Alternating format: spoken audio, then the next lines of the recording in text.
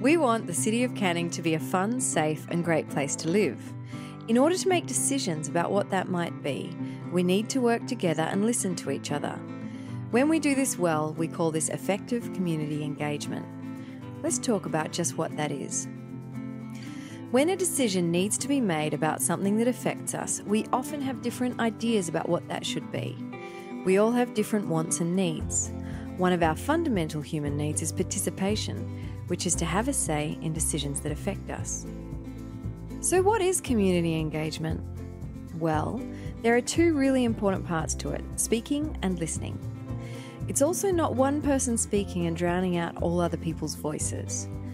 Great community engagement is a two-way conversation, a dialogue with a variety of voices heard and expressed.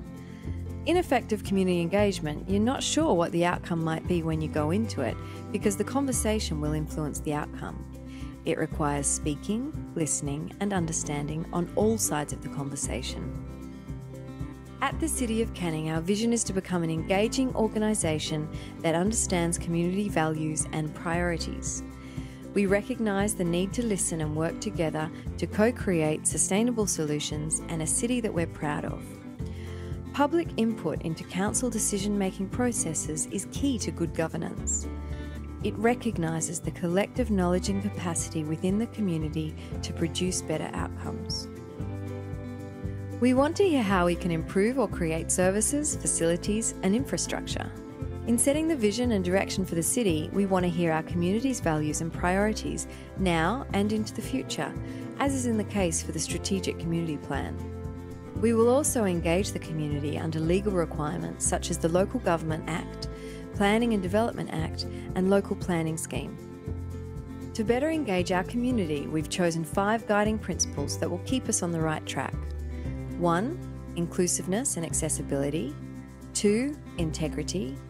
3. Communication and information. 4. Evaluation and adaptability. And 5. Timeliness. So now I'll tell you a little bit more about what we mean with each of these. 1. Inclusiveness and accessibility. We need to ensure people affected by or who have an interest in a decision will have an opportunity to have a say. 2. Integrity.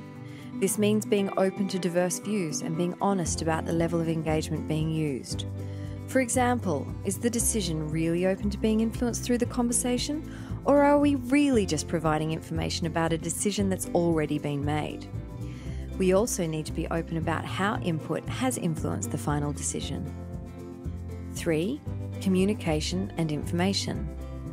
It's important to provide people with information so they can fully participate and be clear about why and how they can be a part of it. We need to make sure they're informed about the kind of constraints we have, for example, financial costs, or planning for a future with fewer resources and growing demands upon the limited resources of our planet. 4. Evaluation and adaptability. We need to learn from our projects, what really worked and what didn't.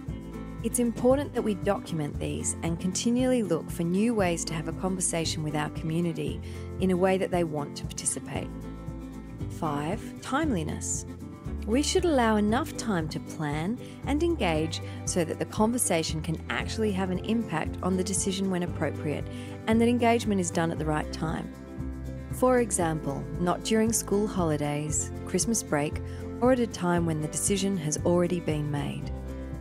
So these are the principles that shall guide us in our community engagement. To find out more, you can read our community engagement strategy, which is what we want to achieve, our policy, how we will achieve it, the plan, a template to help prepare and do the engagement, and our guide, which is for when you need a little bit more help. Visit Your Say Canning and begin the conversation.